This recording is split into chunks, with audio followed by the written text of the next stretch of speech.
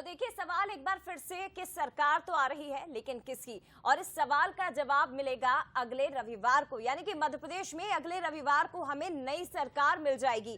3 दिसंबर रविवार शाम तक नई सरकार की पिक्चर एकदम क्लियर होगी, तस्वीर पूरी तरह से साफ होगी कि आखिर मध्य प्रदेश और छत्तीसगढ़ में किसका राज होगा। पुरानी सरकार के सिर्फ 7 दिन बाकी हैं। दोनों राज्यों के दिग्गजों ने जीत का दावा तो कर लिया है, लेकिन जीत किसकी होगी ये जनता ने तय कर दिया है। ईवीएम में किस्मत कैद हो चुकी है, जो कि 3 दिसंबर को सबके सामने होगी। और अपनी अपनी सरकार बनाने का दावा मनोज जी दोनों ही दल दोनों राज्यों में कर रहे हैं। देखिए, इस बार का चुनाव भी बहुत अलग है, जिसकी चर्चा हम लगातार कर रहे हैं, लेकिन होगा क्या, तो जरा हमारे साथ मेहमान जुड़ रहे हैं, उनसे बात कर लेते हैं। देवदत्त दुबे जी है, वरिष्ठ पत्रकार, स्टूडियो में मौजूद है, और कौशल स्वर्णवेद वरिष्ठ पत्रकार स्काइप से मौजूद है। दोनों मेहमानों का बहुत स्वागत है जी। देवदत्त जी, क्या कहेंगे, अब तो सरकार तो आ रही, पर किसकी? सरकार बिल्कुल आउटर पे जैसे ट्रेन खड़ी होती है ऐसी खड़ी है, और 3 दिसंबर को प्लेटफॉर्म पे आ जाएगी, जिसकी बनना है। दोनों दलों की उम्मीदें हैं। मतलब आज रविवार है, अगले रविवार जब हम बात कर रहे होंगे तो ये तय हो जाएगा कि सरकार किसकी। इस वक्त तक तो सारे जो धूल है वो हट जाएगी और सब कुछ साफ हो जाएगा। बिल्कुल, ये धुंध, ये कोहरा, ये सब हट जाएगा, लेकिन तब तक तो सबके अपने अपने दावे रहेंगे, अपने अपने उम्मीदें रहेंगी, क्योंकि बहुत अरमानों के साथ लोग राजनीति में आते हैं, संघर्ष करते, बड़ी मुश्किल से टिकट मिलता है, और फिर एक लंबे चुनाव अभियान के बाद मतदान होता है। तो कोई भी, सबको लगता है हम जीत रहे हैं, क्योंकि मतदाता जब हम और आप भी, कोई हमारे यहाँ वोट मांगने आता है तो हम कहते हैं अरे आप कोई दे रहे, आप जिता रहे हैं। मतलब बहुत कम मतदाता होंगे जो स्पष्ट कहेंगे। आपने भी फील्ड में इतनी रिपोर्टिंग की है, कई बार आपने अनुभव किया कि ऑन द कैमरा कुछ लोग और कह रहे हैं, और फिर आपको कहीं शक हुआ, आपने कैमरा ऑफ करके कुछ लोगों से चर्चा की तो कुछ और आया, फिर ये चर्चा भी हुई कि हाँ कुछ तो अंतर है लोगों के उसमें और उसमें। तो ये सब होता है, इसलिए हर उम्मीदवार को जीत की उम्मीद रहती है। मुझे लगता है कि जिस तरह से उम्मीद पाले हैं, तो 230 पे इस समय 1000 उम्मीदवार ऐसे होंगे जो बिल्कुल फटाकों की मिठाई की तैयारी कर रहे होंगे कि हम जीतने वाले हैं 3 दिसंबर को, और हम ये उत्साह मनाएंगे। तो ये, और सर बिल्कुल, जो जिनको यकीन है, जिन्हें पूरा भरोसा है, जिन प्रत्याशियों को कि हम जीत रहे हैं, एडवांस में सर ऑर्डर भी दे दिए गए हैं। मिठाइयों को लेकर, बैनर पोस्टर्स को लेकर पूरी तैयारियां कर ली गई हैं, आतिशबाजी को लेकर तैयारी है। अब बने रहिएगा सर, रायपुर का रुख करती हूँ, कौशल स्वर्णवेद जी हमारे साथ इस वक्त जुड़े हुए हैं। कौशल जी, आपने तो ना जाने कितने चुनाव देखे हैं। आज रविवार और अगले रविवार पूरी तरह तक शाम तक अमूमन तस्वीर पूरी साफ हो जाएगी कि आखिर सरकार इन दोनों राज्यों में किसकी बन रही है। लेकिन ये आखिरी के जो लम्हे होते हैं कैसे होते हैं सर, जरा ये मैं आपसे समझना चाहती हूँ। देखिए, आखिरी के लम्हे ऐसी होते हैं कि जब आप फिल्म देख रहे हो और क्लाइमेक्स आने वाली लाइट गुल हो गई। मुझे ऐसा लगता है कि ये जो पिछले जितने भी राजनीतिक दल के जो प्रत्याशी हैं, उनके लिए ये सबसे चैलेंजिंग वाली बात है, क्योंकि ये जो समय काटना है ये बड़ा मुश्किल हो रहा है। आप देखेंगे कि कई जो प्रत्याशी हैं जो चुनाव लड़े हैं, वो या तो मंदिरों के पट पे जा रहे हैं, या फिर कोई पिकनिक मनाने गया हुआ है, कोई छुट्टियां बिता रहा है, तो कोई अपने खेतों में धान की फसल को देखने में लगा है। तो कहीं न कहीं जो राजनीतिक दल के जो नेता हैं, उनके समय सबसे बड़ा जो समय है, जो जैसे आप सुने होंगे ना, जो गाना कि काटे नहीं कटते ये दिन ये रात। मुझे लगता है कि सभी प्रत्याशी, जितने भी दावेदार जो प्रत्याशी के रूप में चुनावी मैदान में उतरे हैं, उनके लिए सबसे बड़ी असमंजस की स्थिति ये है कि होगा क्या? क्योंकि छत्तीसगढ़ की यदि मैं बात करूँ, तो यहाँ पर जिस तरह का वोटिंग प्रतिशत आपको देखने को मिला है, कई विधानसभाओं में काफ़ी अच्छी वोटिंग हुई है, तो कुछ विधानसभा में आप देखेंगे कि मतदान का जो प्रतिशत है वो काफ़ी कम रहा है। तो ये तय कर पाना मुश्किल हो रहा है, खासकर राजनीतिक दलों के लिए भी, कि किसका पलड़ा भारी है। और आप जब देखेंगे कि ग्राउंड में जब हम इस गए थे, वक्त तो चलेंगे, आप बने रहिए कौशल जी हमारे साथ, और आगे भी इस पर चर्चा जारी रखेंगे। हमारे साथ हमारे न्यूज़ शरद द्विवेदी जी भी जुड़ गए, उनसे भी समझ लेते हैं। शरद जी, अगले रविवार नई सरकार, और मुझे लगता है कि आप और हम इस वक्त लगभग सारी धुंध हट चुकी होगी, और हम बता रहे होंगे कि सरकार किसकी बनने जा रही। बिल्कुल मनोज, और दार्शनिक दृष्टि से देखें तो यही जीवन है। कई बार हम अपने जीवन के फैसलों का भी इंतज़ार करते हैं, कल इंटरव्यू दिया है, नौकरी का क्या होगा। कई बार ईश्वर न करे कोई प्रियजन हॉस्पिटल में होता है और हम सोचते हैं कि ऑपरेशन के बाद कैसी स्थिति होगी। और ठीक यही हाल रहता है चुनाव, 5 साला चुनाव में, जब प्रत्याशी इस समय कितना, आप सोचिए कि जो अंग्रेजी में कहते हैं कि तितलियां उड़ रही होंगी इस समय उनके पेट में। हाँ, मतलब क्या होगा क्या होगा। कोई कह रहा है कि सर लेटेस्ट एग्जिट पोल में ये स्थिति है, आप बिल्कुल निकालने वाले हैं, कोई कह रहा है सर मुश्किल हो रहा है सर, अभी इंटेलिजेंस का नया जो आया है एग्जिट पोल वो बता रहा है सर बहुत कठिन होने जा रहा है। तो ये तमाम चीज़ें हैं, लेकिन लोकतंत्र की खूबसूरती इसी में है। और भारत का जो 75 साल और उससे भी अधिक का हमारा लोकतांत्रिक इतिहास है, तो हम बड़ी गरिमा से हमारे प्रत्याशी, हमारे राजनीतिक दल जनादेश को स्वीकारते हैं और ये मानते हैं कि जनता का अभिमत, जनता का मत सर्वाधिक महत्वपूर्ण है और उसके आगे सर झुकाकर विपक्ष में बैठकर अपना दायित्व निभाता है और सत्ता पक्ष सत्ताधारी दल के रूप में अपना दायित्व निभाता है। ये प्रक्रिया अनंत काल से चलती आ रही है, चलती रहेगी।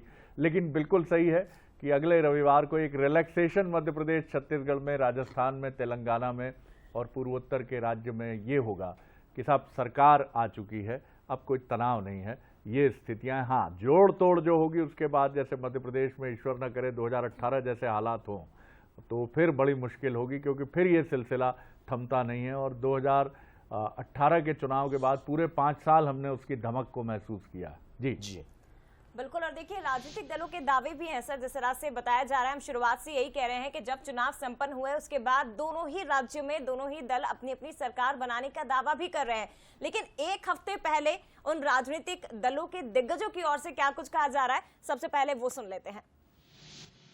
कि भारतीय जनता पार्टी भारत के वैभव गौरव को आगे बढ़ाने के लिए और भौतिकता की अग्नि में दग्ध विश्व मानवता को शाश्वत शांति के पथ का दिग्दर्शन कराने के लिए भारतीय जनता पार्टी को भारी सफलता सभी राज्यों में मिलेगी और 2024 में श्रीमान नरेंद्र मोदी जी के नेतृत्व में फिर केंद्र सरकार बनेगी।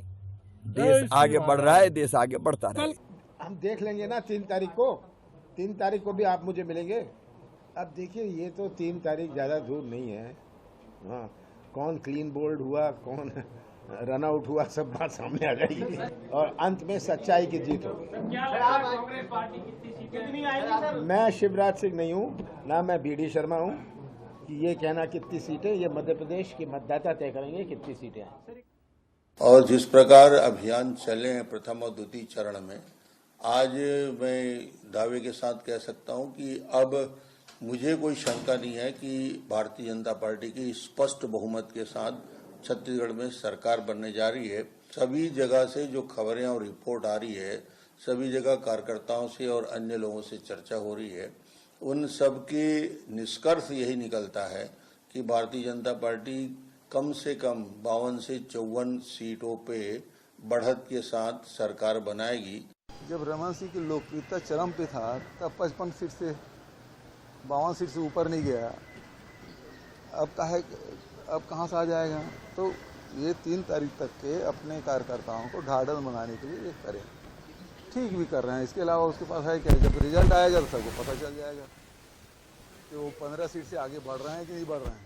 ये बात सच है कि रिजल्ट आएगा तो पता चल जाएगा, लेकिन दोनों के अपने दावे हैं। दोनों ही स्थान से हम बात कर रहे थे, मध्य प्रदेश की बात भी कर रहे थे, छत्तीसगढ़ की भी। हमारे सहयोगी रायपुर से जुड़ रहे हैं गौरव शुक्ला। गौरव से समझ लेते हैं। गौरव, क्या कहेंगे? दावे तो सभी के अपने अपने हैं, आप क्या देख रहे हैं रायपुर में इस वक्त? कार्यकर्ताओं से आपकी बातें हो रही होंगी, दोनों पार्टियों के वरिष्ठ नेताओं से आपकी बातें हो रही होंगी, आप खुद पूरी टीम लगातार फील्ड में बनी रही, क्या है तस्वीर?